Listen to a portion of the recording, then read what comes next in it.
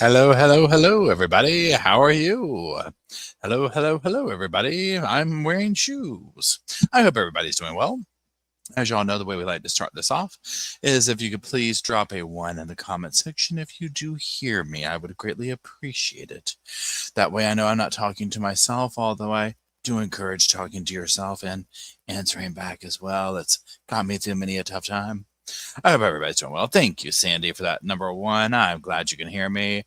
And Knight, and Paul, and Erg, and Bren, and Mama P, and Avery's Jungle. Everybody, hello, hello, hello. I hope y'all are doing well. Y'all also welcome the mods to the station, to the channel, to the sofa, whatever you want to call it. Indy, I hope you're feeling better. Emily, I hope you're hanging in there with your internet situation. I hope y'all are doing well. Thanks for being here. Thanks for helping make it happen. I hope everybody is off to a good Tuesday evening, if you will. So y'all, today we're doing something a little bit different. Well, not different. We're looking at a case that's actually kind of local to me. This is in Fayetteville, North Carolina. It's about an hour and a half away, maybe, give or take a little bit. Also, side note, I'm wearing this because I started getting a bad headache earlier. It's gone now, but this is like a shoulder heating pad to do my neck.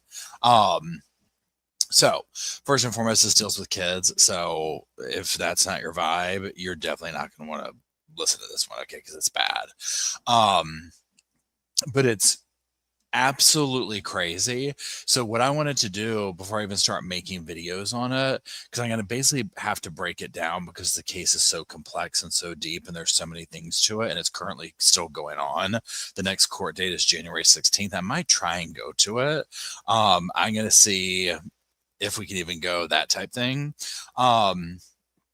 This kind of popped off about 5 months ago. You probably, if you're familiar with it, you probably saw a bunch of people make stuff on it about 5 months ago. But it's ongoing. And it's just the more you unlayer, the more you're like, what? It's sadly another case of, I don't even know how you say, but the system failing kids, adopted kids, foster kids going missing. And this one's wicked. Okay, this reminds me of a mixture so far right on top of as deep and layered as Lori Vallow case, as twisted as Letitia Stalk, and as far as the children go, classic and sincere, like that thing where it's like, wait, how long have they been missing? Kind of a thing. So there's that. So that being said, that's what we're doing.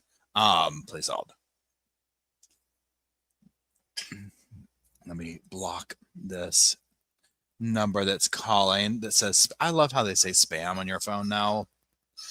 Yeah, this is a heated shoulder pad, although I do like it's like a little cape. It's like a little miniature cape. So I'm like, okay, so one man's trash. Yeah, 15 minutes from High Point. Yep, absolutely. Yeah, I'm over in the Raleigh-Durham Chapel Hill area, so I'm not that far at all. You might be familiar with this case. I hope you're doing well over there. I hope you're staying warm in that area. It's actually not as cold today here as it was yesterday. It's been very rainy and gross and all that kind of stuff. So what I want to do with this is, number one, obviously this is a press conference here. So let's listen to this video first, and then I'm going to go through notes and stuff like that. And then we're also going to be basically watching a bunch of different videos of interviews of neighbors and people like that. This is through like local stations here and whatnot. So there's that. Oh, Avery's is from Wilmington. A lot of North Carolina people here. I love it. I love it. I love it. So yeah, let's go ahead and watch this, and then we'll go over the notes. Pardon me. Ginger Snap, what's up? Yeah, for whatever reason, I apologize. Literally, like, I don't know, maybe 45 minutes ago, I was like, I'm so tired, and my head hurts, and this and that. Like, I don't know why. Hopefully, I'm not getting sick. So I'm sorry if I'm not like blah like I normally am. That was earlier today when I was recording Visions of Glory. Okay, maybe I zapped all my energy for that. Children and the boys it's witching hour over here. 100%, y'all. Luke, hush, it's okay.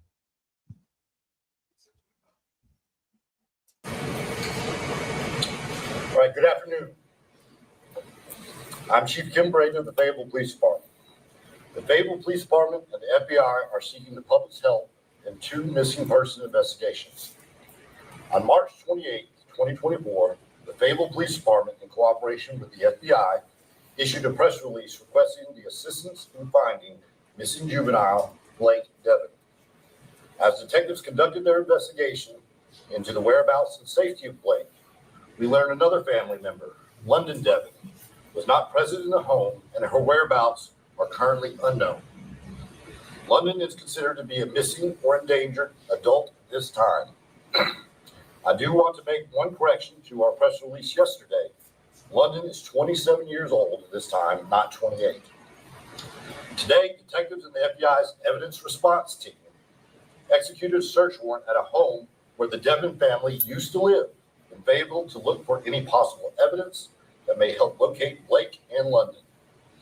I want to be clear, the family who lives at the home now is extremely cooperative with us and has no connection at all to this investigation. These are unusual missing person cases. Our investigation didn't start with a 911 call. Blake and London have been missing for years. This will be a complex investigation and will likely take time. Detectives are piecing together a timeline of events and seeking information from anyone who has interacted with or made observations of Blake or London at any time. Any interaction or sighting, no matter how recent or how old, are significant in these cases. There's been a lot of questions about the relationship between Blake and London and the Deven family, including questions about if they were adopted or foster children. Please understand, legally, we cannot comment whether or not there was adoptions or foster placements at this time. I know that everyone in our community has more questions than answers right now. Please understand, the Fayetteville Police Department and the FBI remain committed to finding out what happened to these 2 young people. And publicly releasing specific investigative details is not in the best interest of finding Blake and London. I can tell you the Deven family moved to the Fayetteville area in 2015. We're asking the public to think back over this long period of time, and if anyone came in contact with Blake or London or other members of the Deven family, we want to hear from you. We know that everyone wants to help us. One way the public can help is to share official information on social media like the FBI posters and the Fayetteville Police Department posts. If you have local businesses, print out the posters of Blake and London and hang them on your door like we have here at the Fayetteville Police Department. We want everyone to see their photos and call us here at the Fayetteville Police Department at 910-578-2697 or the FBI at 1-800-CALL-FBI. This time, I will open up for a few questions.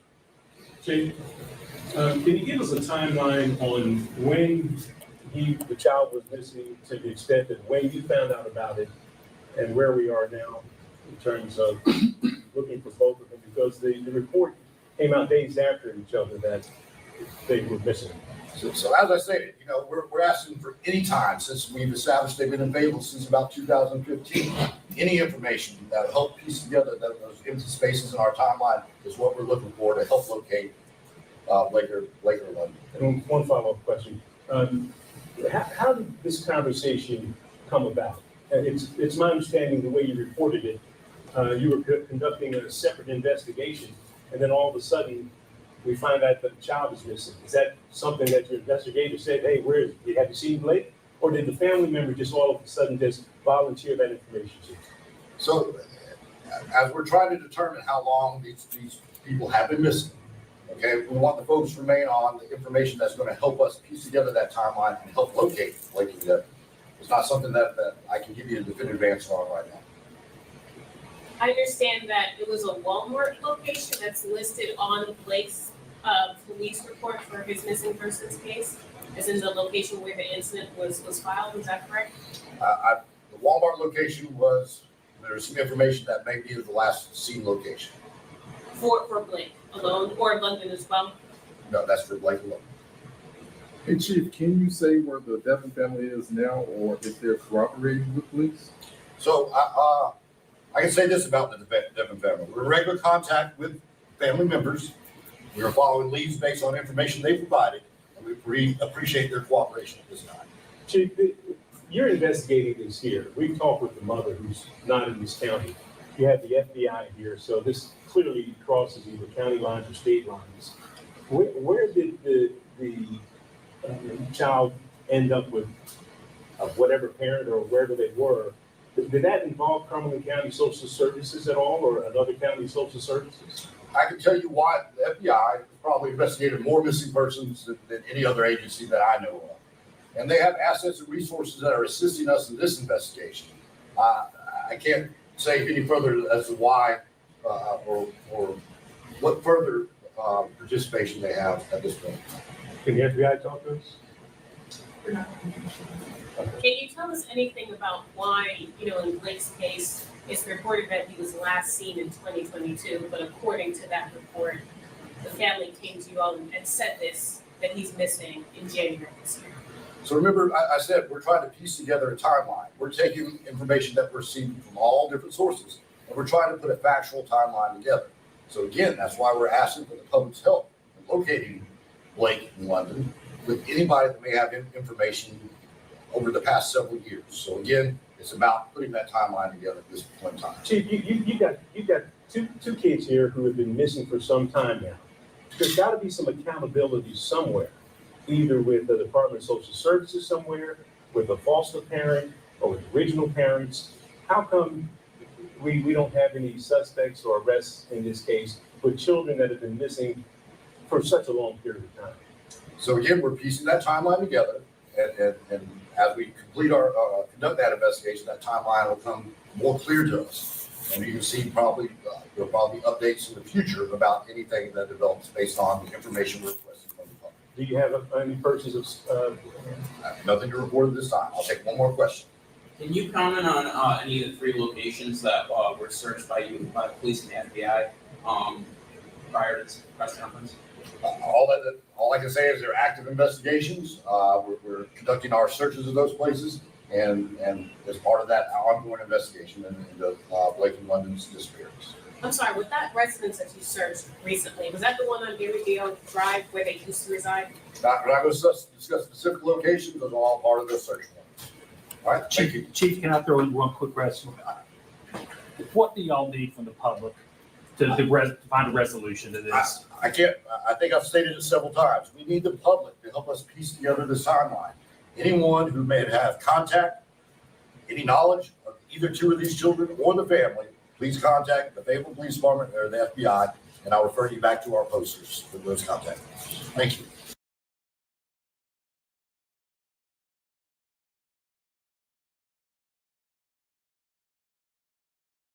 Okay, so pardon me. So that's like the basics, right? Like I said in the chat, unless you're just joining whatnot. So they've discovered remains and whatnot at this point. So this is like back at the beginning when this was just happening. One reason why this case is so intricate and so deep is because Avantae Deven, who's at the center of it, number one, this starts back years ago, back in I think Nevada. I have to look. We're gonna look at this. Well, let me pull my notes up. Hold on. Let's start over here. I'm just going to go through these things right here. So the victim is Blake Deven. Now y'all, hold on. Boys.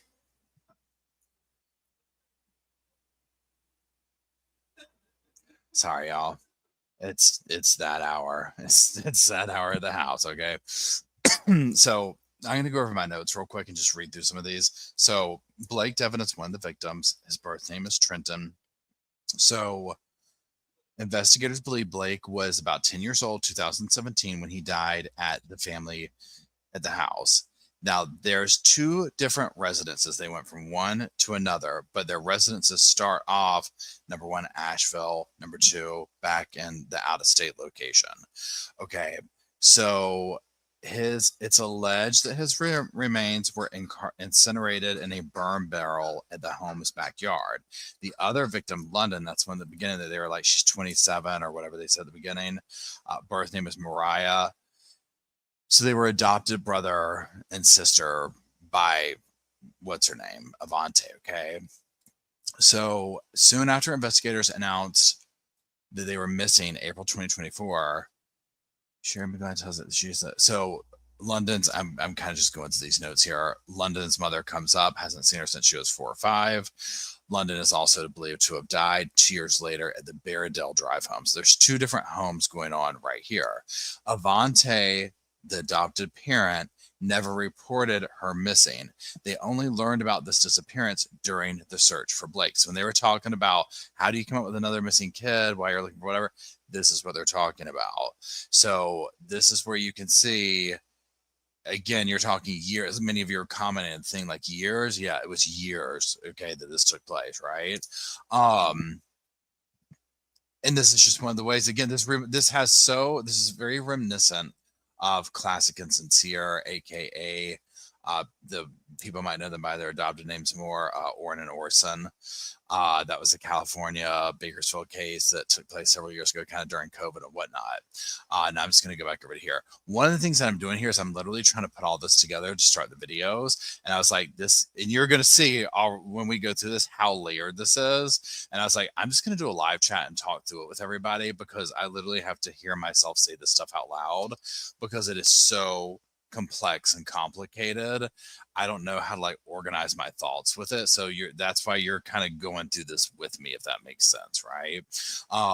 So I apologize if it doesn't seem like a real streamlined, scripted kind of a situation.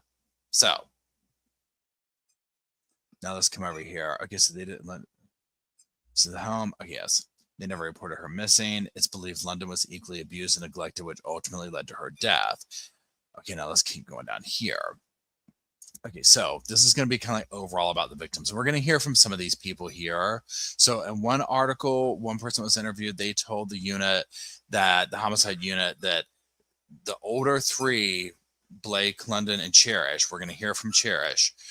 She's going to speak. She did a lot of interviews. She did an interview with another channel with like 90-minute interview or whatever. We're going to look at one of her news clips. So they were kept in small rooms in complete darkness, little to no food, plastic container for the toilet.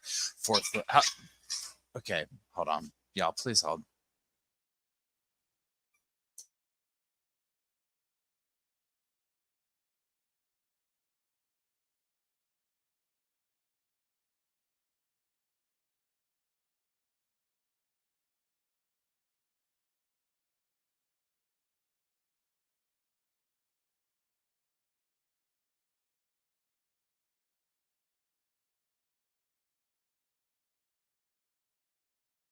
Hold on, y'all. We're getting the dog situated, because it's that hour here.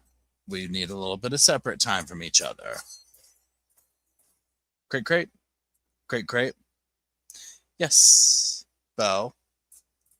Here, could you get Bo for me? Hold on, y'all. Bo, crate. Bo, crate. Yes, good boy. It's good nappy time. They're like kids, you know what I'm saying? And by the end of the evening, they bicker and fight and all that kind of stuff. So they're separate crate time. Okay, so yeah, they go. Their train thing is crate, and they each get in their little crates. Okay, so here we go.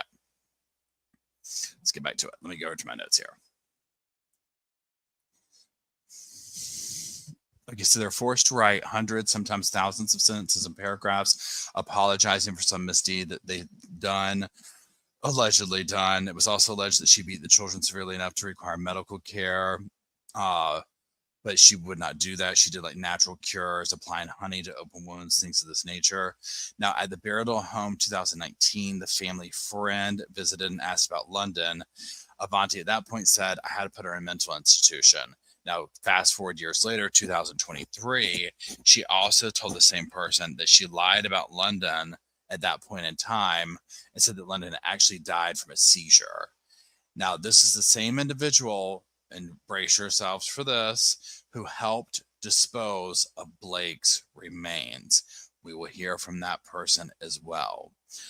Avantae forced them to assist with disposal of evidence and covering up of London's death and demise.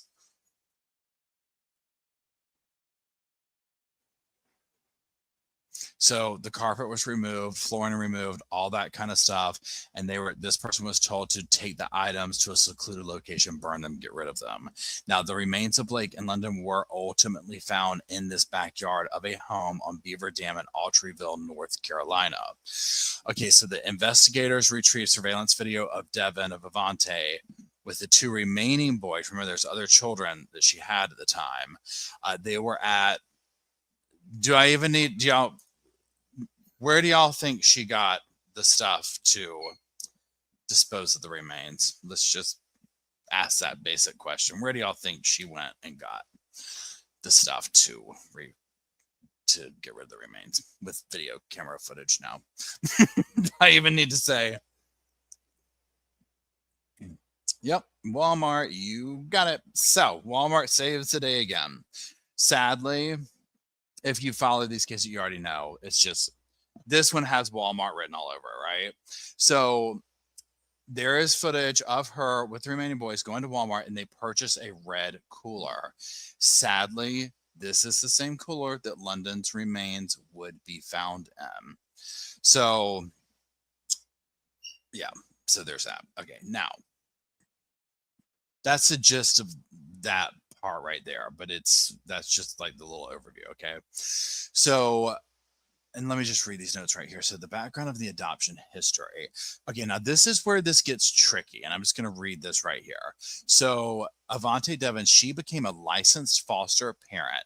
She later got her license as an adoptive parent through a nonprofit organization called Grandfather Home. 2014, there's a merger. The organization was renamed Children's Hope Alliance. Between 2007 and 2013, Deven adopts 5 children from 3 counties in North Carolina. 1 girl comes from McDowell, 1 girl comes from Buncombe, that's Asheville, aka Chloe case we just followed, and the 3 boys come from Madison County. The 3 boys were biological siblings. The girls were not related to each other or the boys. Okay, now a person from Children's Hope Alliance said that Grandfather Home records from 11 years ago show that there was no kind of concerns for Avantae, all green flags for her. She had 7 letters of recommendation from different organizations, 2 of them being behavioral health organizations. The agency required at this time a background check and 40 hours of training. So there's that.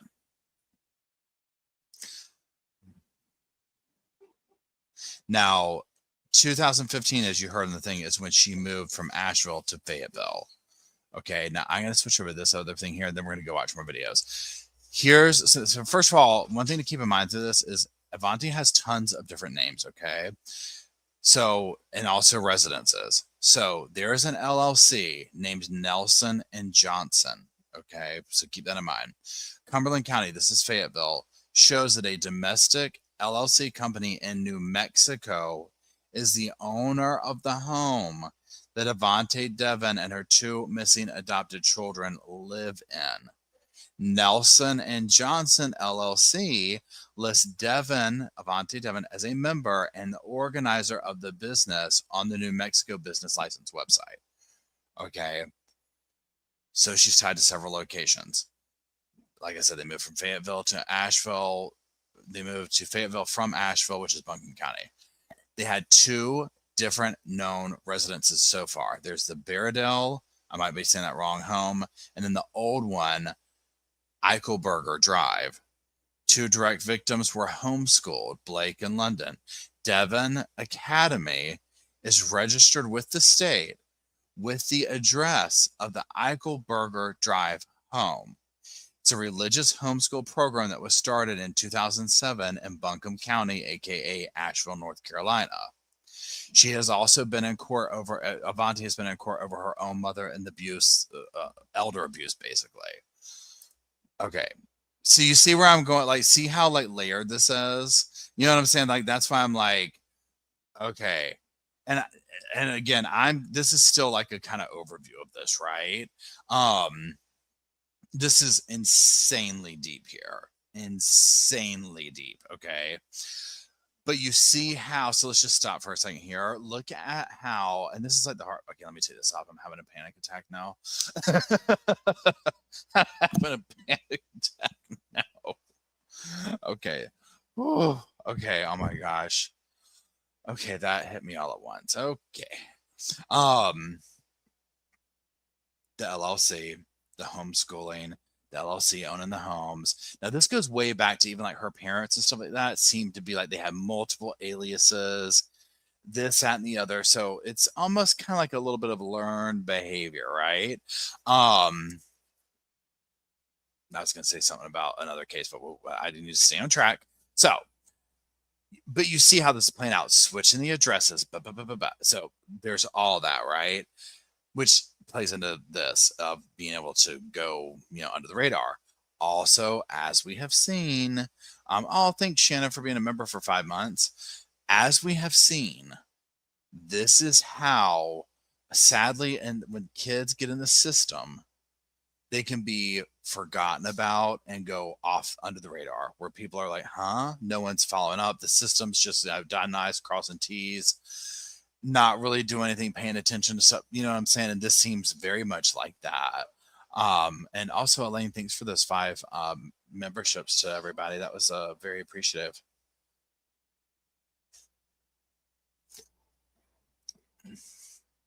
Okay. So there's like a little bit of an overview there. What I want to do now is go look at more news coverage of the different things, what neighbors are saying and stuff like that, and what people have said. Please hold. Oh, that scared me. Okay, wrong one. Okay. Well, first of all, let's do this. Let's share this screen up here. Please hold. Please hold. Let's go look at her case summary, the court records, all that stuff. Okay, let's come over here. Let's present. Let's share screen. Let's share screen. Is this it? Yep, this is it right here. Okay, let me see if y'all can see what I'm seeing. I'm just gonna make this bigger for right now so that you can see everything going on here. Okay, so where'd y'all go? Here you go. So here you go. Case Cumberland. And again, Cumberland County is Fayetteville. It's about like an hour and a half away from here. Location, Cumberland, July, January, February, March, April, May, June. I'm sorry, June 26. Now you see all these offenses. First degree murder. Offense date, November 1st, 2017. Destroy body, conceal death, and then child abuse, first degree murder, destroy body, kidnapping, related cases, current case assignment, defendant, Avantae, Emerald, Deven. There's the Barradale Drive. Case events, boom, boom, boom. Now you see up here. So yesterday, something took place there. That's all the stuff that's been going on. So hearings, January 16th is going to be the next thing. So there's that. Okay. Now, let's go over here. Let's go to the next thing. Let's see, which one do I want to show y'all next? Not that. Oh, well, what's all this? Do we want to do? Oh, you've got to be kidding, huh?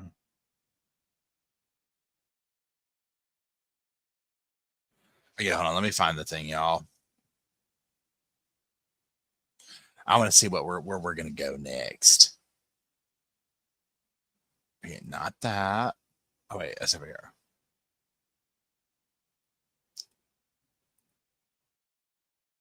Okay, so let's start with, well, let's see. Which one do I want to show y'all first? Okay. Let's do this one. So let's do this one. Okay. Let me come over here. I'm going to present. I'm going to share.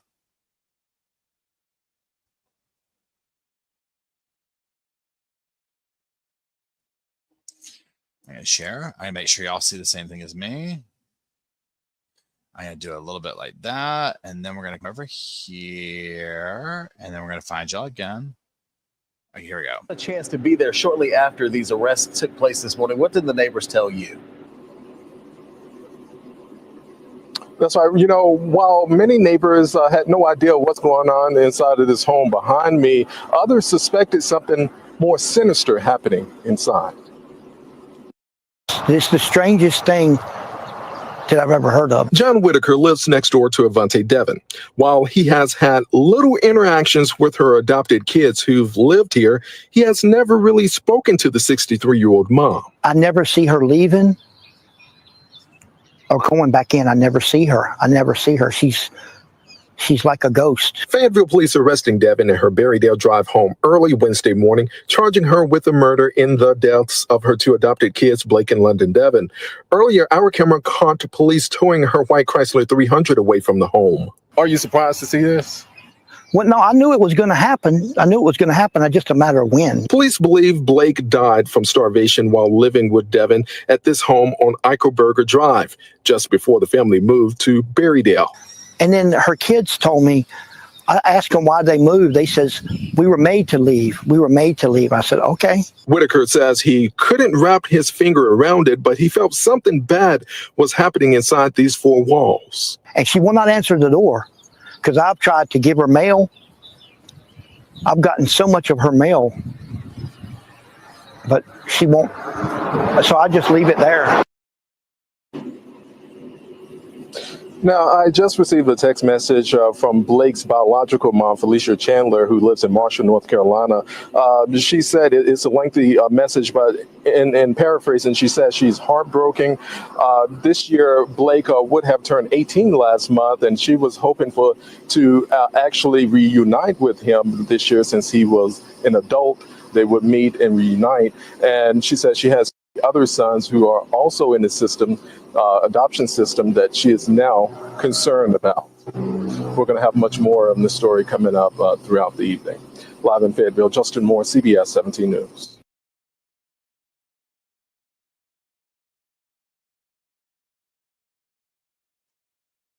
Okay, so again, you know, something was up, something's weird, we've seen this before, right? So there's that. Let's keep meandering through this stuff here. Again, if you're new, this is a rough case. This involves children. This is kind of local to me. So just know that going forth. Okay, let's look at this. Some of this could be repeat stuff, but I'm just kind of going through all the little things that I pulled up here. And we'll just do it as we go. Please hold.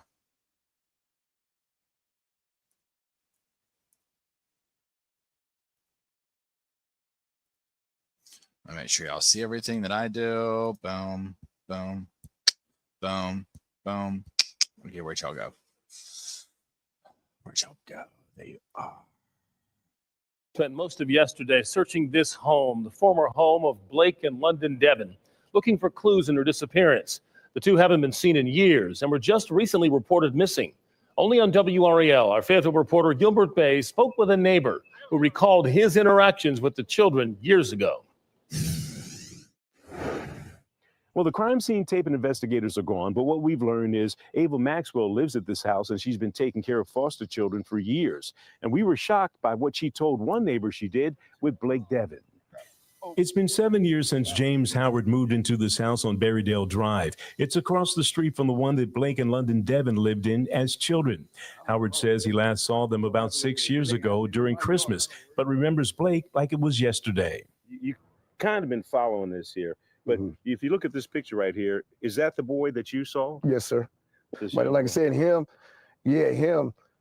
I seen him enough because, like I said, he was actually roaming around the yard and the house and stuff doing things. Howard says the picture of London is younger than the teenage girl he saw at the house, but he's pretty sure that's who it is. He says they were foster children being taken care of by Ava Maxwell. She still lives at the house. I knocked on the door to see if she would talk, but no answer. The last time the neighbors saw the children was around Christmas 6 years ago. The girl would come out, stand by the mailbox, and she would smoke a cigarette. At the time, she was probably about maybe 17 years old. Investigators say London Deven is now 27 years old. Court papers say she and Blake are siblings. Howard says Blake was a little mischievous and recounts a conversation he had with his foster parent. I seen him all run across the street and almost got hit by a car. That's what really brought him to my attention. Maybe probably about a month later, the lady came across and said she had sent him back to the state. So James Howard is doing exactly what investigators want. They'd like for folks to share their last interaction with Blake in London to help them resolve this case. In Fayetteville, Gilbert Bays, WRAL News. The Fayetteville police say the FBI is still analyzing the evidence taken yesterday from the children's foster home.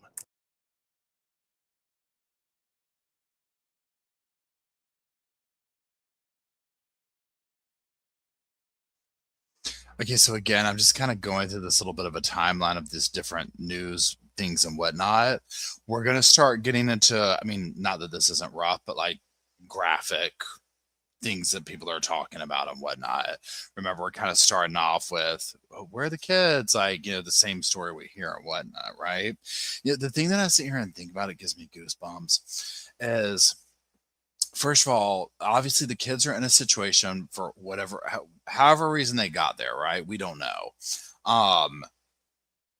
We don't know if they have memory of why they got there. You know what I'm saying? Like, it's specific to each child that's in that, but it's probably safe to say if the child has been removed from home and is in the situation, something clearly was going on at home that wasn't that great, right?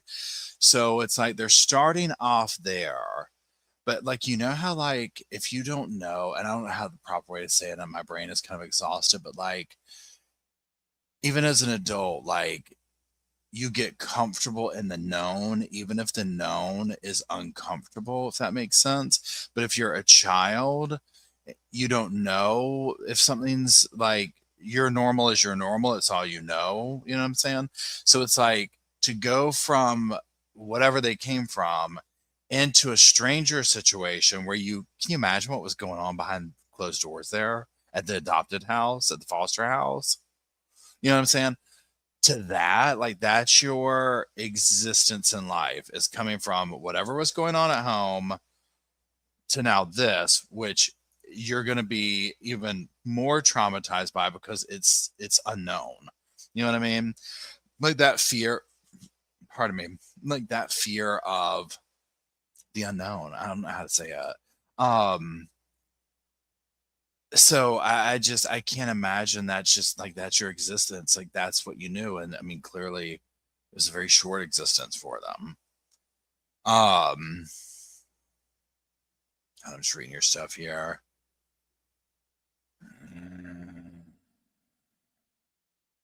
Okay, so let me come back over here. We're going to go, listen, let me see which one we're going to watch now. Okay, the ex-husband. Okay, I mean, some of these get like,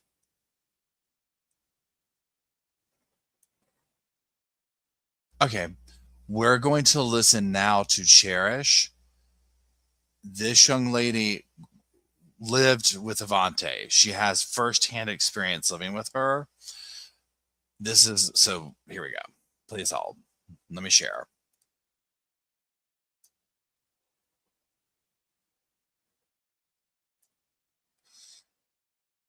Share screen. Woman describes a bit. Here we go. Okay, yes. Right? Yes. Is your heating and air system ready for Hold cooler on. weather? Call Newcomb & Company today to schedule a Call routine Newcomb. maintenance and ensure your system is operating at peak performance. Become a Comfort Contract customer to receive priority. Okay, so it started in Asheville, North Carolina. I would have to say the 24 Slitter Branch House in Leicester. The abuse started there with the locking us in the bathrooms after the boys were adopted and everything was finalized. Being locked in the bathroom, having to, if we weren't locked in a bathroom, having to use pails as the restroom.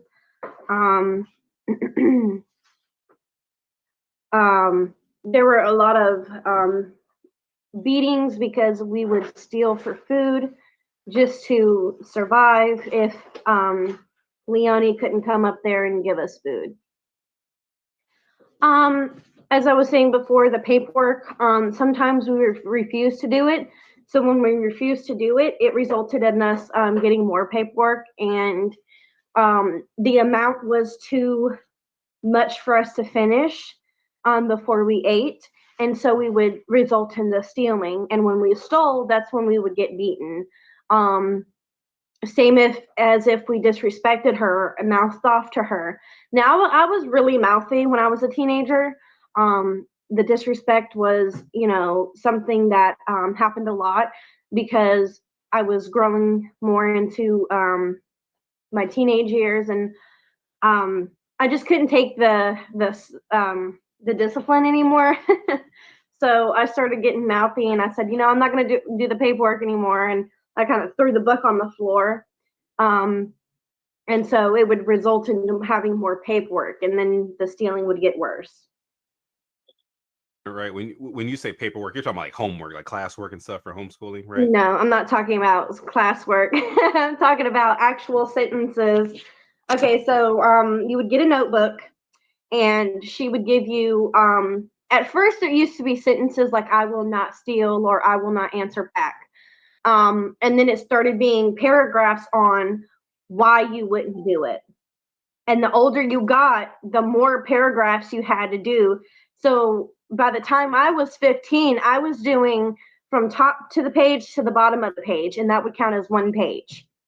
So imagine one page, 2,000 pages from top to bottom. That's a lot of work. She would do this if you were caught trying to steal food. When you say steal food, because I think you mentioned that the cabinets and such were not accessible to you. Talk about that. The cabinets were not accessible. She did have locks on the cabinets. She had locks on the fridges. She did have locks on all the doors. And the only time she would change them is when DSS came over for the boys. I remember, staying up till 3 o'clock in the morning, cleaning the house, and DSS would come over at around like maybe 10, 11 o'clock. And the whole house would be clean because we stayed up all night cleaning it. Now the boys would be asleep, but it would be Mariah or myself cleaning it. And we had to clean from top to bottom. And just imagine being hungry cleaning the house. And she would give us like drinks when the DSS ladies were there, but whenever they left, it was the exact same punishment. And she would have us rechange the locks and put the locks back on the doors. But okay, I want to pause it for a second because I'll forget what I want to say. I'm sorry. That's horrible. First of all, listen to, wait, let me do this real quick. Like, listen to when you hear these things like this, like the way that the person is like getting off on some way of the power that they have over these kids and food. You know what I'm saying? Like the whole thing of like locking up the food and whatnot. And like, it's one thing because like I've heard of these situations, like, and this is like non-abuse situations where like say a child has to be regulated, like there's some kind of like issue with food where the food has to be regulated, like they can't control themselves kind of a thing. So it's almost like you have to do that, but they're not withholding it. You know what I'm saying? Like it's like almost like a therapeutic type thing or whatever. I don't know how to say it. But like this is completely different, right? Imagine also sitting there. Well, side note also, when she was talking about, well, I mouthed off and I did this. I was like, I hope you made that woman's life miserable, right? Of course, pardon me. Thank God she didn't do, she could be dead too, right? So she's lucky. So, pardon me. Imagine sitting there cleaning the house up, doing all this, knowing that you're prepping it to help the person get away with it, and you have no choice. Jennifer, they did not go to public school. They were homeschooled, and it was like a religious school started by the adoptive mother. So she had this whole situation off the radar. She had an LLC that owned the houses they lived in. She was off the radar with this scenario. Pardon me. Sandy says, those kids grow up with food disorders as a result of the abuse. 100%. 100%. Okay, let's keep going. even DSS knew that there were refrigerator locks and stuff like that. We sometimes would break in, and sometimes we would just steal what was ever convenient, whatever was on the counter. If she went grocery shopping, we would take the stuff in the back. I remember one time she bought over $3,000 worth of emergency groceries and put them all in the garage. And I stole every single thing in that garage and ate it until it was all gone. And it took me about 2 weeks. Days at a time, it was very horrible. There were days where we didn't go with showers. We didn't go with baths. The only time we could turn on the bathtub or the sink was to get water. And then there were times where we weren't even in the bathroom. There was a closet underneath the steps in the Sluter Branch house. And we all crammed in there, the Blake, I, and London. And we stayed there. And the only time we took a bath or a shower was when we went out in public to go to grocery shopping. Did you get a chance to tell the DSS person any of this? No, I did not. No. Like you were never alone with this person that came to check on you? No. And they weren't checking on us. They weren't checking on us. They were there for the boys to finalize the adoption. They were coming over and having meetings and stuff like that with Ava. So there was never a time for me to say, hey, this abuse is happening. And plus, on top of that, I was honestly afraid to tell anybody. The fact that I never received a phone call from anyone that was Blake, that's a lie right there. The other lies that were said were that he went to Walmart on, I believe it was Hamley and Morganton. That Walmart has been closed for 4 years. And if he would have left around that time that she said, it would have been closed. So that's a lie. And even the police officer or the police operator even said that place has been closed. Yeah, I think the street was Ramsey Street. I think that was the Walmart that was there. When she said the neighborhood mart, though, so I know exactly where she's talking about because it's only like 5 minutes away from the Eichelberger house.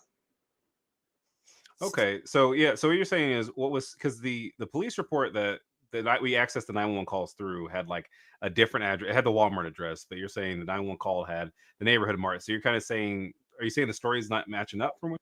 It is definitely not matching up. And if she even still got the Ramsey Street Walmart, it just doesn't make sense because she said the neighborhood mart. There's no neighborhood mart on Ramsey Street except for the Pamela and Morganton. So that's a super Walmart. That's a major Walmart, not like a little convenience store. So even then she's mixing up her stories. I want to talk just in terms of timeline of when you lived with Avantae Deven. So you mentioned I think it's Slater Branch house that's in Asheville, right? Yes. Literally. And then what houses did you live in to your remembrance of in Fayetteville? We lived on Larkspur. Now I cannot remember the address. I believe it's 603 Larkspur, if I'm correct, or 604. We moved there first, and we were renting a house on Larkspur, and it was a blue house. We stayed there for less than maybe 6 months, and then that's when we moved to the Eichelberger. So if you had to say anything to Avantae, if she could see this interview, I asked you this before, what would you say specifically to her? Because these are obviously some big allegations that you're saying here. They're actually proven true by detectives and everything, but I want to ask her a question of why. Why the lies of the names? Why adopt us all kids? Was it just for money, or was it actually because you wanted to adopt kids? And it's time to come out. Like, stop hiding. You're digging yourself a deeper hole.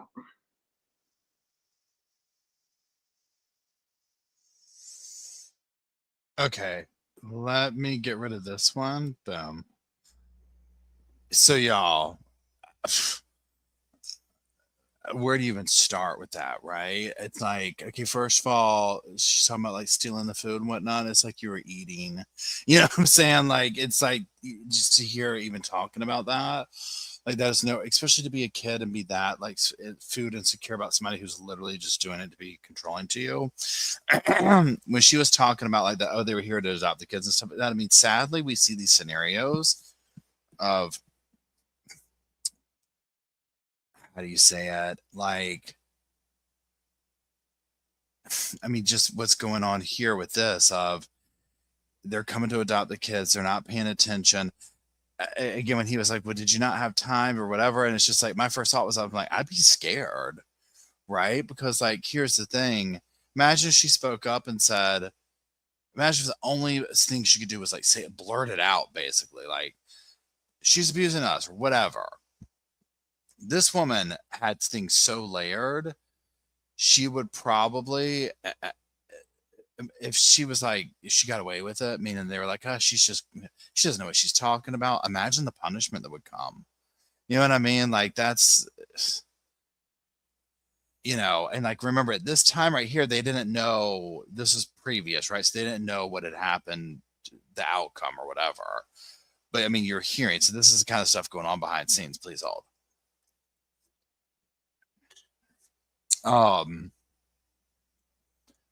Yeah, Sherry says making them go to the grocery store and then denying them food. But she was like, I ate all $3,000. I was like, go on, girl. I hope you enjoyed every last bit of it too.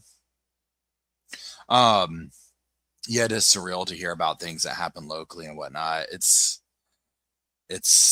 bizarre. And to know this is going on, I mean, like across the state. So there is that portion. Now it's going to get a little bit more graphic as we go on with these different interviews. So just know that. Okay, let me do this.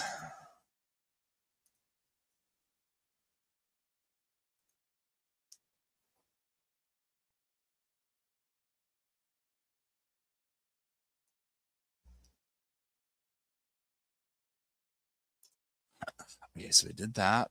Boom. Okay, now let's go to this one. This is the next one. We're going to hear from the ex-husband. And hello, everybody just joining. I hope everybody is doing well. Thank you for joining. This is a little bit of a, we're just kind of going over a case here. It's very complicated, if you will. So we're just slowly going through it. Now we're going to hear from the ex-husband of her.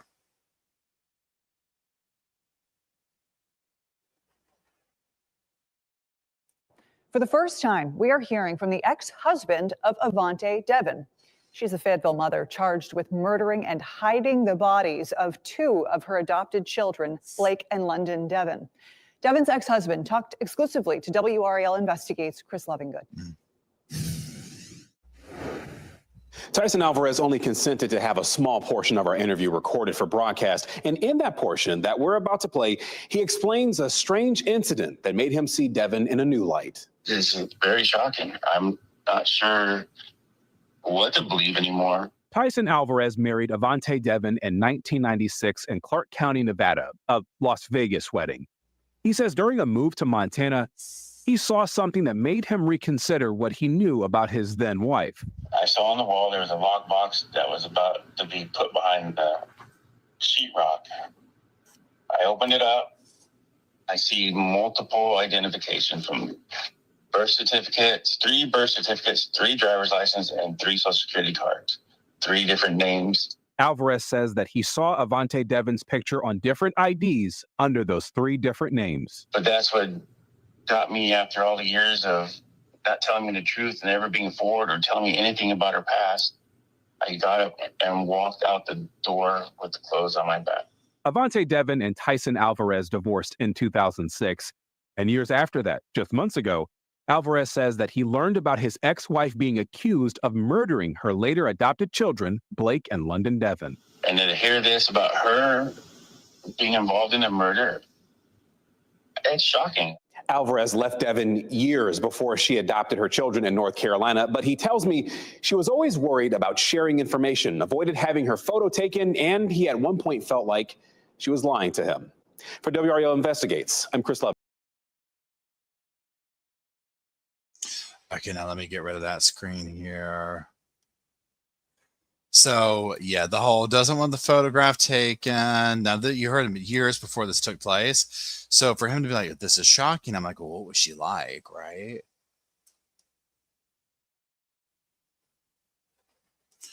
Okay, let me pick which one we're going to do next.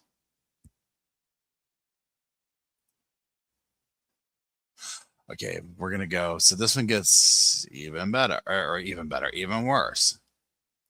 Okay, let me share the screen. And this is just more people speaking out about their experiences with her and whatnot.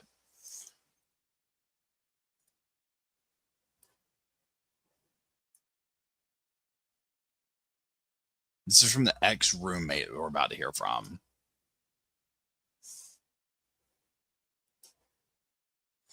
The Fayetteville woman accused of murdering two of her adopted children, Blake and London.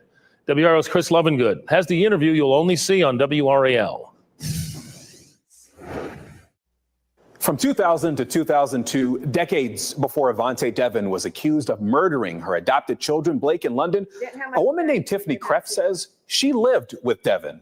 Kreft reached out to WRAL Investigates because she says when she saw Avantae Deven's mugshot, the trauma came rushing back to her because years ago, she says, Deven abused her too.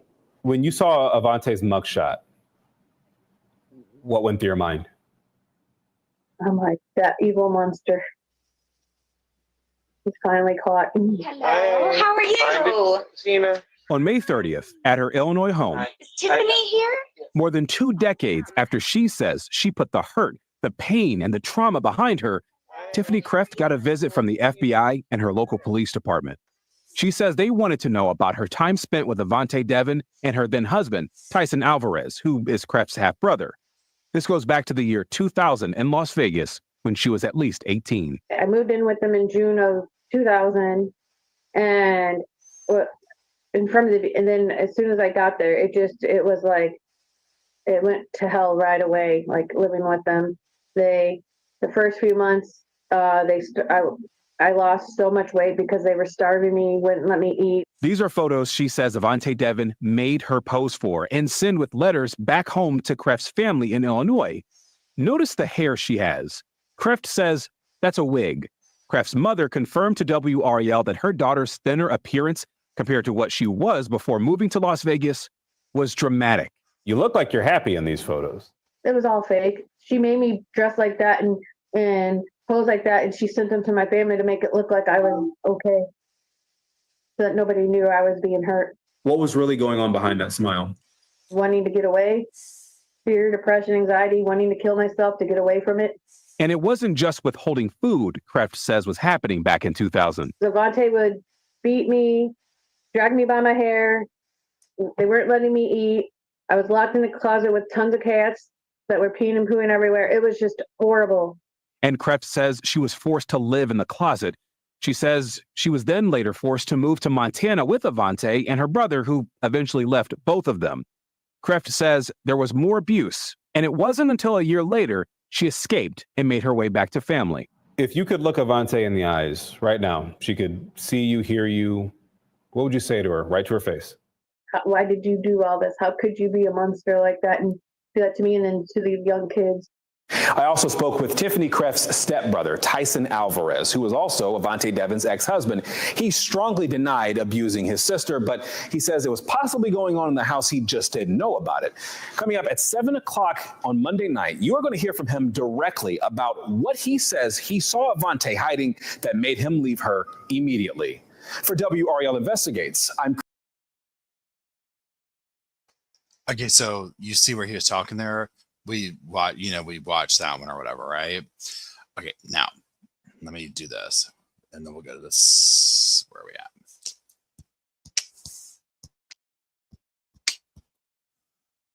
at? Okay, now let's catch up with y'all real quick.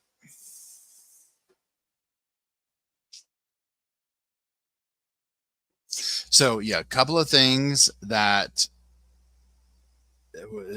going on here. What is the, what do you call it? Like the pattern of food withholding, living in a closet, so on and so forth, right? This last video we're going to look at, and then we'll do some other like articles and stuff like that, is well, let me read the thing here before I get it wrong. Recording of a family member admitting to dismembering the body of Blake Deven. That, remember, is one of the victims, adopted kids. So let me share the screen. So this one could be graphic here, y'all. Not could be, it's going to be, right?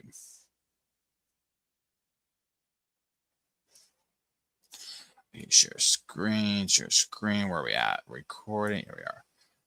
Bam, and play.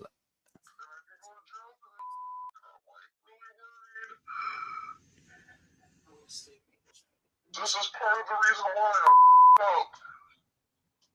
Okay, I've been going to hell for the past few months, and I'm not I know you don't care, but like I've been going to hell, Nathan, and I'm tired. I'm tired. But anyway, she starved him to the point where it killed him. And she never called the cops or the ambulance. She starved him so much that she killed him, bro. And then she didn't call the ambulance. She didn't call the police. She didn't try and make up a story to tell them, oh, well, he passed away. He's a preemie. I never told you because I didn't think I could trust you. And now I'm here back in Fayetteville, and I'm probably going to call when he's older because he's already nearing 18. You don't know what I had to do. It's been on my mind, and I don't know what the to do.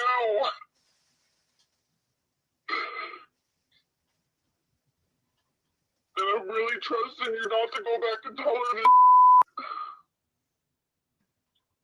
Like, she literally had me buy a trash can, dude, and keep him in there for a month.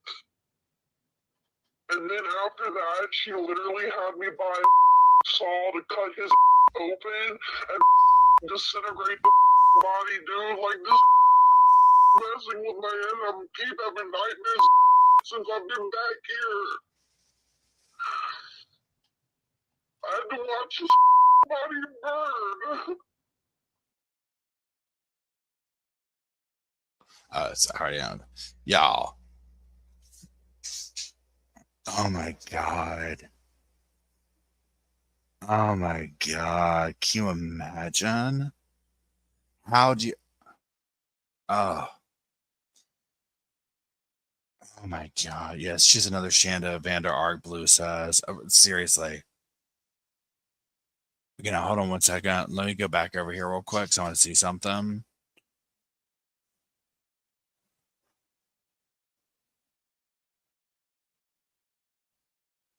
That's all. There's not. I can't remember if I don't want to say who I believe. I'm not sure who that is on the thing. I have to look at this stuff. Okay, let me just save this.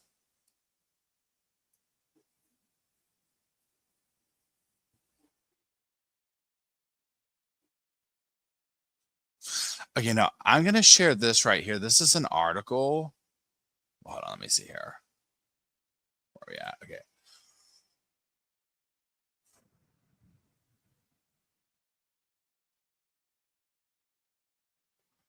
Where is y'all at? Where is y'all at? Okay, there we go. Let me see. I'll share the same things. Okay, so this is some. You see the thing on the screen, right? It says stories recount concerns with DSS agencies across North Carolina. Let me just get over to the thing. This is back in 2021. Okay, this is by Kate Martin, Frank Taylor, and Amari Scarborough. So Buncombe County, remember, Buncombe County is Asheville, North Carolina, and Health and Service. And we're going to go through this together because I haven't read this yet.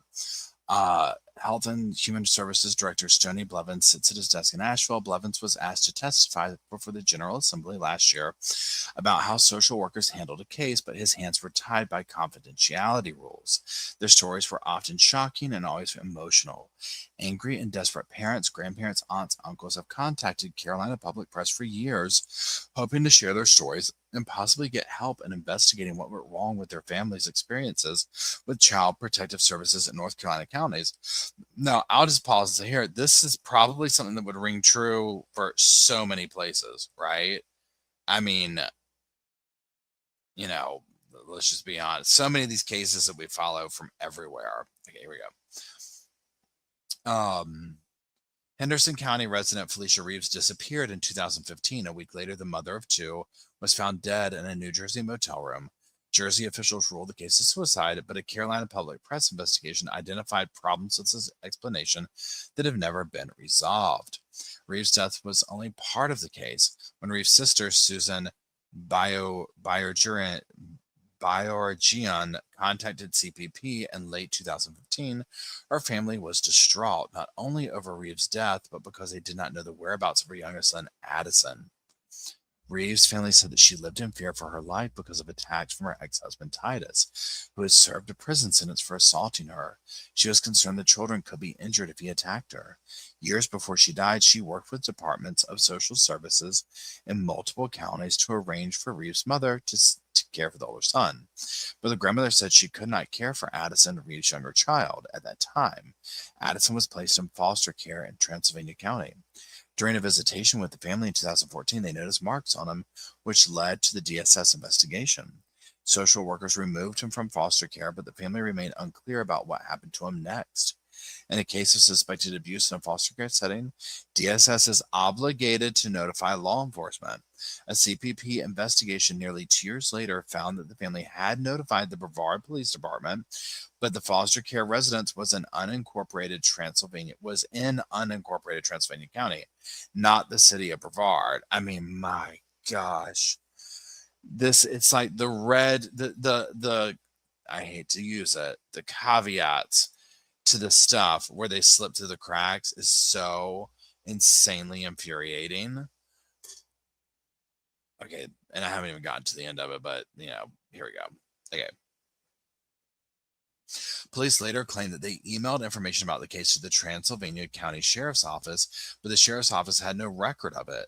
There appeared to be no attempt by police or DSS to follow up with the Sheriff's Office. Okay, hold on while I get a drink of this. When CPP brought the case to the attention of deputies, they conducted an investigation.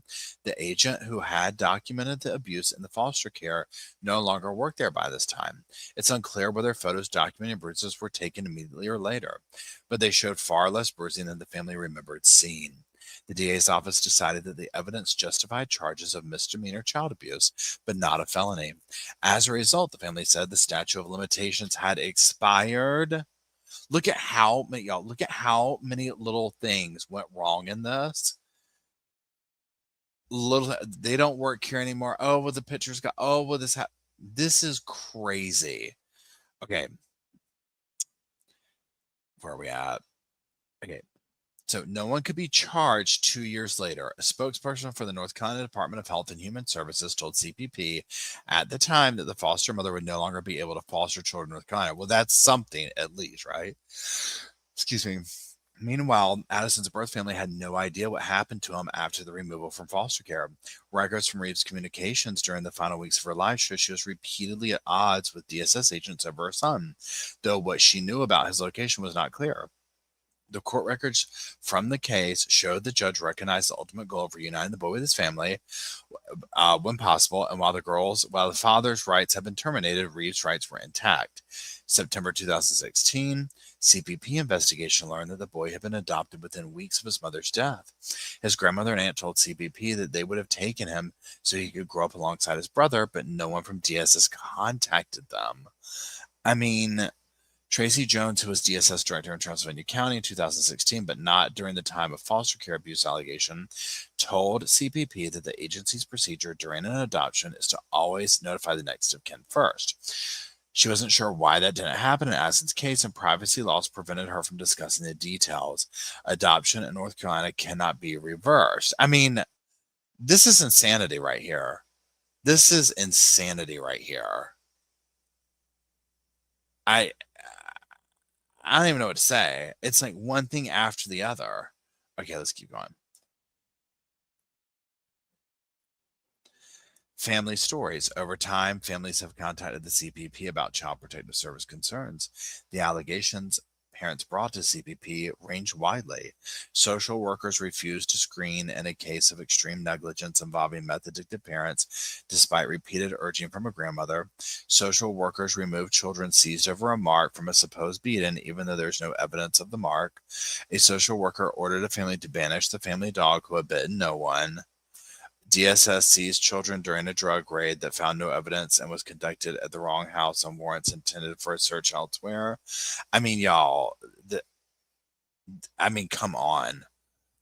Families from many parts in North Carolina who contacted CPP made repeated claims of social workers and social service lawyers insulting families for being poor, uneducated, Black, Cherokee, Lumbee, from out of state, the wrong religion, or simply for not being knowledgeable about the policies of that jurisdiction. Some families accused DSS staff of generally playing God with people's lives and acting in a conspiratorial manner. They described social workers ignoring judges' instructions on keeping families together. Social workers who acted on personal dislike of their families and irreversible adoptions that did not follow policy or the law, and inappropriately kept family members in the dark about what was happening. People who lose their children or are unsuccessful in having children removed from the home of a troubled family member are not happy about these outcomes. The experience is typically traumatic and humiliating. They may think the system has wronged their families. The legal and bureaucratic system surrounding child removals can be difficult to navigate, so that even social workers from one county may find aspects of how things are done in another county quite alien. And the average person is unable to make sense of what's happening. I mean, just from what we read, again, we're gonna stop right here because this goes on and on and on. Let me come back over here. I mean, just that we read right there is absolutely next level. Okay, so you see, I know, and as Will says, this is Florida, North Carolina. Amen to that. It's North Carolina, but does this not sound familiar to so many things? I'm not trying to stick it. I mean, I'm from here, right? Please hold. But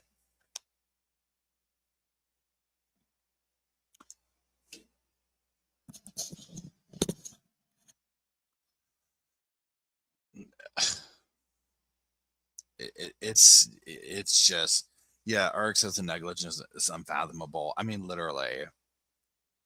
Yeah, hold on 1 second. Let me do the link. Please hold.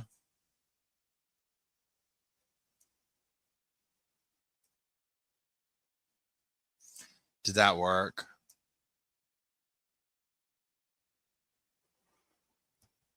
I don't know. Let me come over here and look. Let me see if that worked. I'm going to the screen that y'all are looking at. It's just catching up. Oh, you know what I could do? Oh, yeah, there you go. There's the article right there if you want to check it out.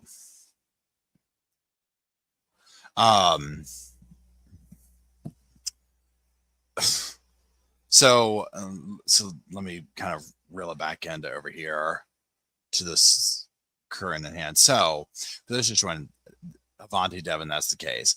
Her next court date is on the 16th of January. I might try and go. I'm going to see.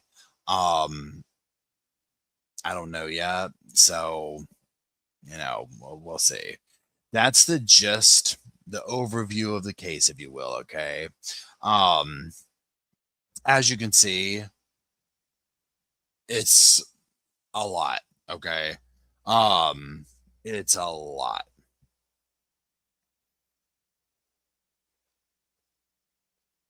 Oh God, curious. I'm sorry to hear that.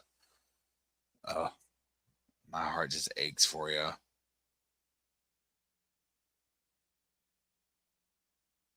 Yeah, and as well talks about the holes in the system, and that's the thing that's so frustrating. It's like there's so many little holes in the system, and it's almost like people are coming in, and again, I don't know if this is like, wait, let me get rid of this. I don't know if this is the way to say it, but it's almost like some things are completely compartmentalized. Well, if this person comes over here, you have all these different compartments. This person doesn't really care. They're just coming in half-assed doing their job, and then they turn out leave. They leave all these mistakes. Well, then this person over here doesn't know that this is all that's going on. They come in here and kind of half-ass care. They don't care. Revolving door of workers, and you just see it's Vamp says they want the holes in the system. That's what it seems like, right? Thanks, Lauren, for the 5 memberships. And at the end of the day, the kids and whatnot, but you heard also talking about with them saying how they're being treated and whatnot. The thing is like these things are some of these situations, people are here to help others. And then you get a broken system, an overworked system, and also people who don't have the best intentions. You know what I'm saying? Who enjoy others' misery in this way. It's the damn devil talk. I don't know what you want to call it, but it's something. And Bookworm brings up a good point. In fairness to the social workers, the jobs don't pay good, no adequate training, support from literally the nightmare stories that I hear from people doing that in the business. It's just that. Hold on, Joe says, Paul, can you please cover the case of my missing daughter? Oh my God, I'm so sorry to hear that, just Joe. And hold on, daughter-in-law Brianna Vibert. Is it Vibert? Mother of 4, missing from Flint, Michigan. I think that's. Hold on.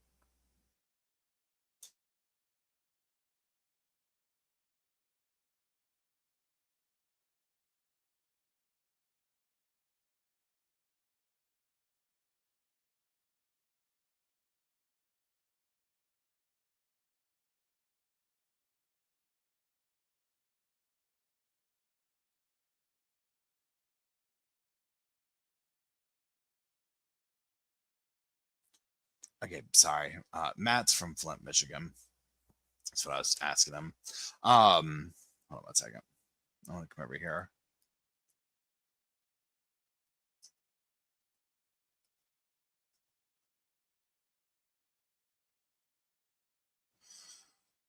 The Deck podcast. Brianna was it?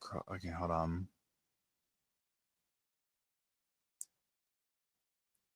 Okay, I'm just looking at this. Okay, hold on 1 second. I'm going to share this. Yeah, Matt's from Flint, Michigan.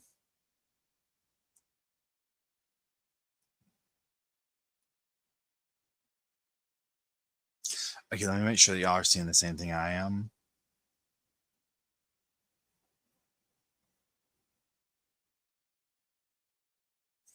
And now let me find the screen again. There it is. I lose stuff on here, y'all. Okay, so family of Michigan woman Brianna Vibert continues their plea for answers 4 years after her disappearance. The 24-year-old was last seen at a gas station in Flint, Michigan on July 15th, 2017. My God, my heart just aches for you. Ah, so beautiful. Okay, let's go through this real quick. Okay, this was written July 25th, 2021. Now I'm over in the screen right here reading through this, y'all. Okay, so Brianna has always had a big heart. She had a big heart for many people in her life who raised her, as well as for her own children who were her whole world. When Brianna was first adopted into a family in the Binghamton, I hope I'm saying that right, New York area at age 3, she had already been through what her family calls a traumatic childhood. After several years with one family, she was later placed with another family, and it was Bobby Joe Stone who legally adopted her, and they settled in Birch Run, Michigan. By the time she was 24 years old, Brianna had been through a lot in life, but those who knew her best knew her as strong, and she always had the love and support of her family around her. Recently divorced from the father of her children, she stayed in the Michigan area and worked hard to provide a good life for 4 children, 3 sons and 1 daughter. She would never leave. She would just never leave, Bobby Joe told Dateline. I know for a fact if she was alive, she would be in contact with somebody. You know, hold on one second. Let me come back over here real quick. And that's the thing right there too. Just Joe is are you Bobby Joe? Just Joe? Is that who, like, are you the person in the article? Because that part, like, where if it is you, because I'm just trying to think how to talk in terms, but if it is you, like, where you're talking about, you know, I just know kind of a thing, like, there's that, you know what I'm saying? Today's your son's birthday. Oh, happy birthday to your son. It's like, yeah, you know, you just have that sixth sense, right? Okay, let me go back over to it. Okay, where did it go? I keep losing the screen. I'm sorry.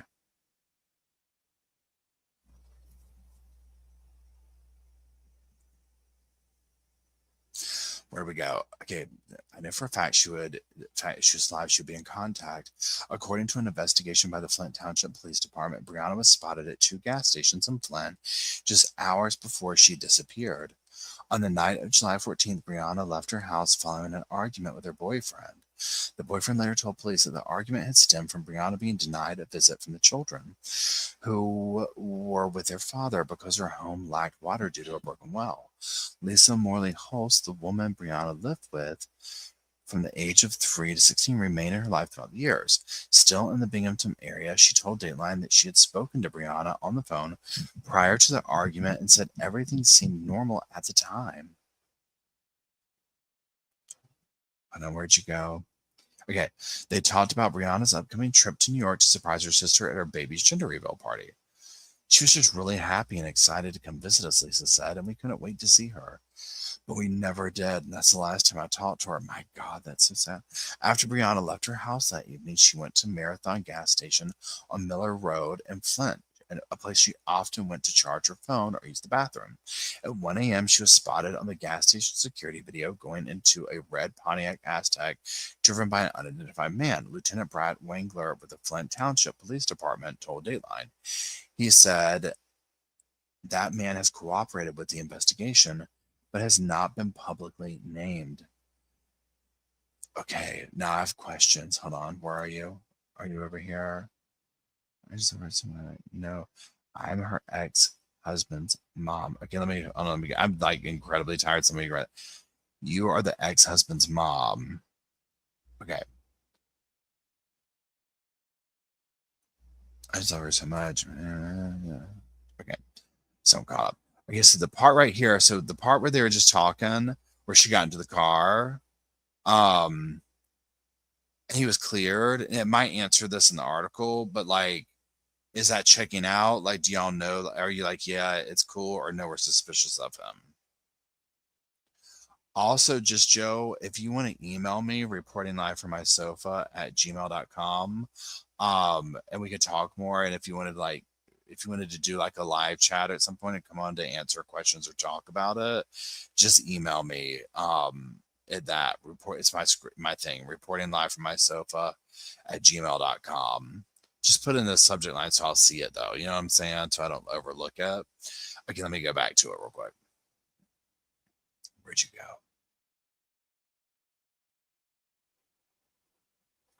There you are again. The investigation revealed that Brianna asked the man for a ride to a restaurant. They also stopped by a local adult entertainment club where she had previously worked.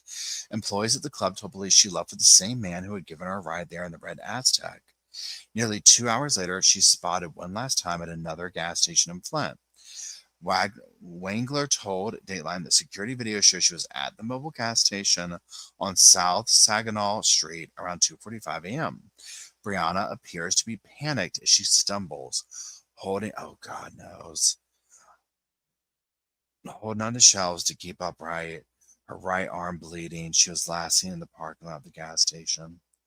Days later, they found her bag in a ditch near her home, located her cell phone in the red Aztek once they determined its owner, according to Lieutenant Wangler. Multiple searches conducted in the area, but she hasn't been seen or heard from since that night. In February of 2021, police were alerted by the Putnam County Sheriff's Office of a possible sighting of Brianna in New York, but the tip was determined to not be credible. Lieutenant Wengler told Dateline that neither the boyfriend nor the man in the red Aztec are suspects in her case, but investigators aren't ruling out anyone out at this time. This is still a missing persons case, he said. We need to find Brianna first. Lieutenant Wengler added that the lead detective on the case, Lacey Lopez, is doing everything she can to locate Brianna and find answers for the family. They're re-interviewing people and following every tip that comes their way. Leads have started to dwindle, but we haven't given up, he said. You have to have hope that time is on your side, and soon enough, someone will come forward with a missing piece that will lead to finding Brianna.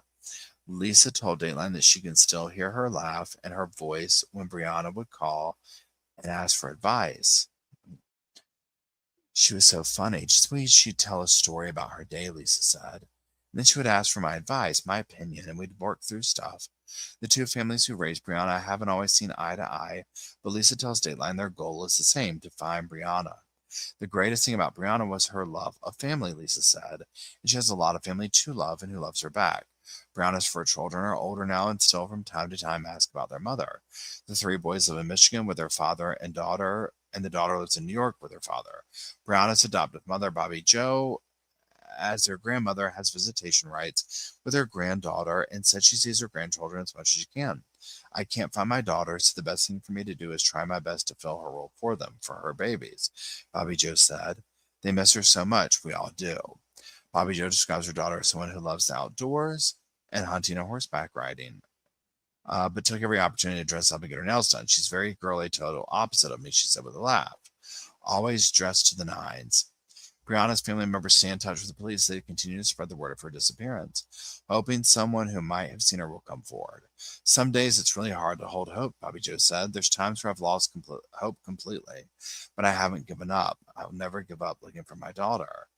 Brianna's 5'10" tall. At the time of her disappearance, she weighed 140 pounds. Red hair, brown eyes. She was last seen wearing a cream-colored top, black capri pants, and flip-flops. Brianna has a tattoo on her right shoulder that says family, as well as a tattoo on both wrists. She has her nose and ears pierced. Anyone with information about her case is asked to call the Flint Township Police Department.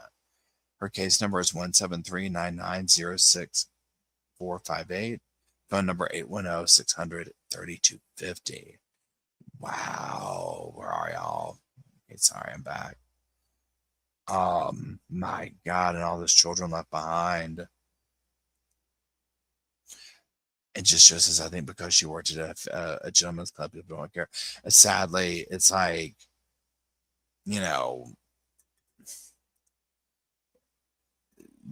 So just Joe, do y'all have any theories about what you think happened, or do you have? You know what I'm saying? Like, do you have any theories or ideas? Or, I mean, that was an old article. That's just something I pulled up real quick.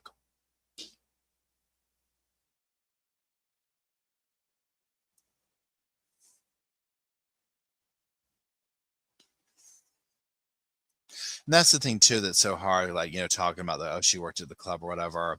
We see this all the time where it's like people get looked over because what they did for a living, like maybe they were doing something that whatever, like they worked at an adult club or they worked the streets or whatever. They were a minority, you name it, right?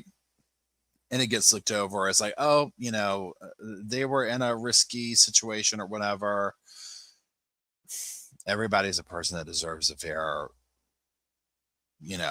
equal opportunity to be found in justice. Okay, wait, hold on. We think that she might have ended up in Detroit due to drug debt. Hold on, I can't say it out loud. Sorry. Due to drug debt, trafficking. Okay. Ugh. My God. And so is it just grown cold? This isn't something. Everybody has parents. That's the thing. Everybody was somebody's kid or sister or husband or wife, or you know what I'm saying? Hey, picky girl, how's it going? Hold on, I think that she was naive and was taken advantage of. Bless her heart, God knows. The part where they saw her stumbling around had me like, because it's like, what happened there?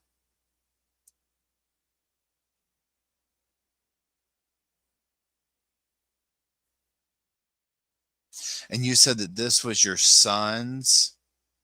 Did you say ex? They were exes? Or was she married? Like, remind me again the relation, my missing daughter-in-law. Remind me again the dynamic of the relationship.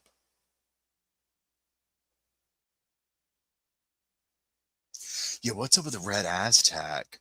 Like, are we sure about that? Like, we want to go back and talk to this person, the red Aztec, right?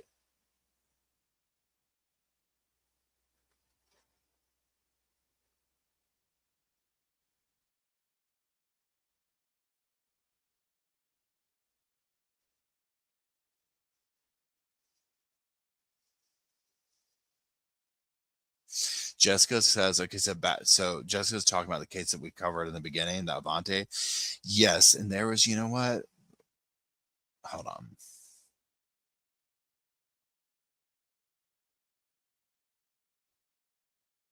Hold on. There was her calling 911 thing. I want to say one of the true crime channels, maybe Grizzly or one of those, has like the whole 911. Look, my eyes doing thing. The whole 911 call. Hold on. The whole 911 phone call of Avantae. It's something like that. But she's told numerous people different things. She was trying to get ahead of the lie. Okay, now I'm talking about the Avantae thing right here. She was trying to get ahead of the lie. So she's like calling up and like kind of falling all over herself and whatnot. Ex-husband's mom. Okay, thank you, Jenny. Hey, Charlie, how's it going? And let me go over here and Google this real quick. Pardon me, I'm sorry.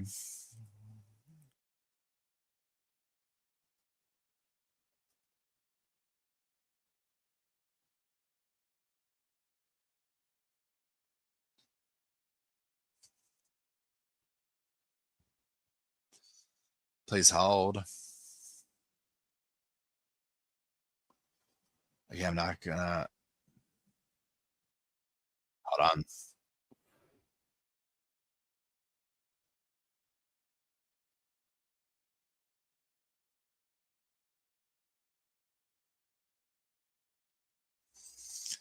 Where'd y'all go?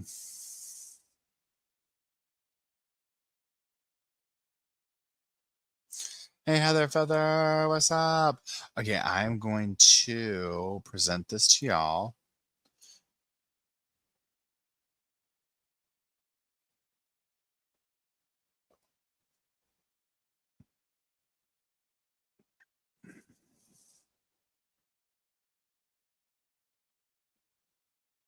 Okay, where are we at?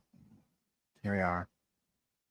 Two adoptive children who've been missing for years told Fayetteville police when she called to report her son missing. Ashley Rowe has been analyzing the 911 call. She's in the newsroom. Ashley, this gives police more to work with in a very complicated case. Gerald, the 911 call was about this boy, Blake Deven, now believed to be about 17 years old. He's pictured much younger here. Fayetteville police have been looking for him and his adoptive sister, London. Their adoptive mother, Avantae Deven, called police on January 19th, reporting that her son, Blake, had been missing. She told the dispatcher he had been missing for more than a year and that he had gone on a Buddhist retreat. Here's part of that 911 call from our partners at CityView. I need to file a missing persons report. All right. I was called to call 911. He told me he was going to a Buddhist retreat and never called back. When did you last see him? I don't know when I told you during this holiday time, about a year and a half ago. So what holiday time? The last call, it was between Thanksgiving and Christmas. Around November, 2023 or 2022? Oh, goodness gracious. 22. Avantae Deven's call to police was this past January. 2 months later, Fayetteville police began asking for the public's help in finding Blake Deven and his sister London. Earlier this month, police discovered skeletal remains during their search for the missing kids. It's going to take months to find out whose those remains are. And another new layer to this story tonight. The Cumberland County Department of Social Services is requesting an emergency order of protection against Avantae Deven. That's what I'm holding here. It's on behalf of her ailing 95-year-old mother. The Fayetteville Observer reporting that Deven is accused of financially exploiting and neglecting her mother, Lena. Oh, so many layers here. Ashley, thank you. Shocker. Exploiting her own mother, right? He went to a Buddhist. Can't roll my damn eyes hard enough. I mean, come on. That's a new one. Okay. That's a new one. Let me go over here and do this. I forgot about this. You see what I'm talking about? Where like this is why I was like, we're just gonna go through this together because it just keeps going and going and going and going and going. And you're just like, how what? Okay, now hold on. I'm gonna look this up real quick. Avantae Deven.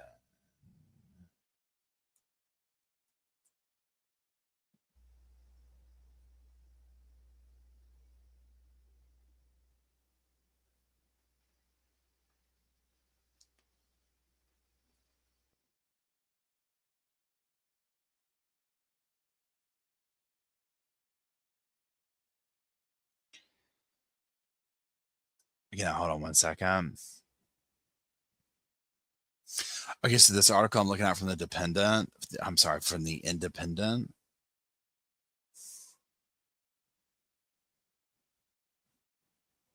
Okay, let me share this with y'all. Hold on. Where'd y'all go? Right. But now only calling 2 years later. Exactly. Right. Yeah, by the way, I had on my to-do list. And then they scratch their heads why they get caught, right? Went to a damn Buddhist camp. I can't. How'd you even come up with that? Okay. So remember the call we listened to from the person saying that they were forced to like dismember and burn the body up? Okay, so here a child was forced to dismember the bodies of their siblings after their mother killed them, police say. Disturbing details laid out in the case against a North Carolina mother accused of killing two of her 5 children revealed that she allegedly forced one of her other children to help dismember their siblings' bodies and said she would pin the murders on them if necessary. She was arrested June 23rd. 2 sets of human remains were found in a barrel in the backyard of the Autryville home in April. One set was determined to be London. The others are under testing. Deven allegedly forced one of the other children to buy the tools and dismember their siblings' bodies, according to court records. She is accused of telling the child who allegedly helped her, if this ever gets out, you need to take the blame because I will get the death penalty. And because of your age, you won't get in trouble if you take the blame. When DSS got involved, Deven got nervous and recruited a family friend to impersonate her son during a home visit, according to court records that cite the individual's interview with the police. Blake went missing. Fayetteville police only learned of Blake's disappearance in late 2023 when another one of her children, who was a teenager, called 911 threatening to kill himself, prompting officers to respond to the home. He hadn't seen his brother Blake in 5 years, and that the last time he saw Blake, he had a broken arm and that he's now dead. Disposing of remains. Deven allegedly hatched a plan to dispose of the boy's remains and then forced one of Blake's siblings to buy the tools needed to dismember his body. It's alleged that Deven then incinerated Blake's remains in a burn barrel in the backyard of the Eichelberger Drive home and removed any evidence of the boy's death from the home. Avantae developed a plan to hide his remains, and she forced another person in the household to participate, he added. London's short life. During the course of their investigation, police discovered the death of London. After the family moved to the house in Beardall, one of the children fled the state, but later returned and asked about London. According to court records, Deven told them, I had to put her in a mental institution. But April 10th, the police found the metal burn barrel that contained partial remains once that was confirmed to be her. So, I mean, so I guess this is the thing. Who was that on the call? Because at first I thought it was Cherish, but now I'm wondering if it was another one of the boys. See what I'm saying?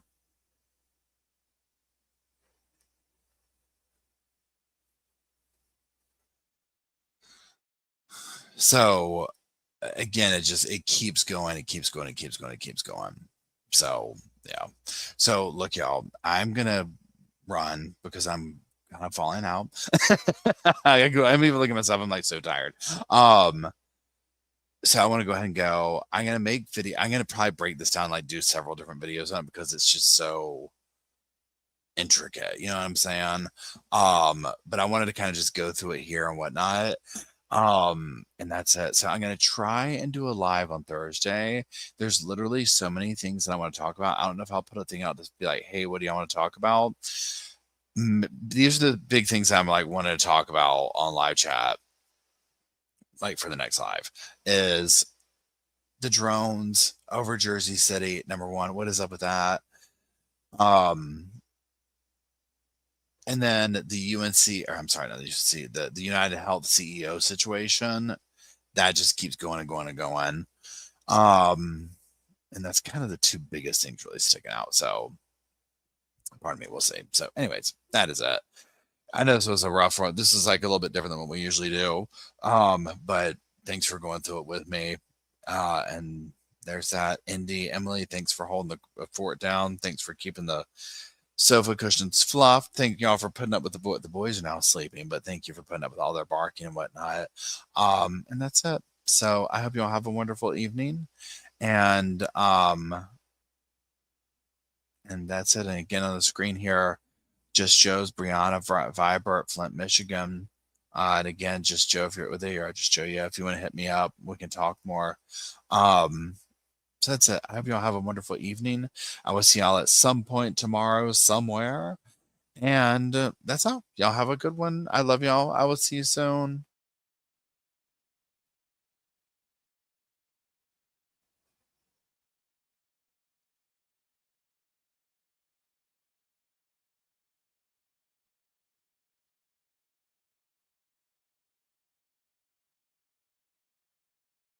I'm still doing it. I was like, why isn't it ending?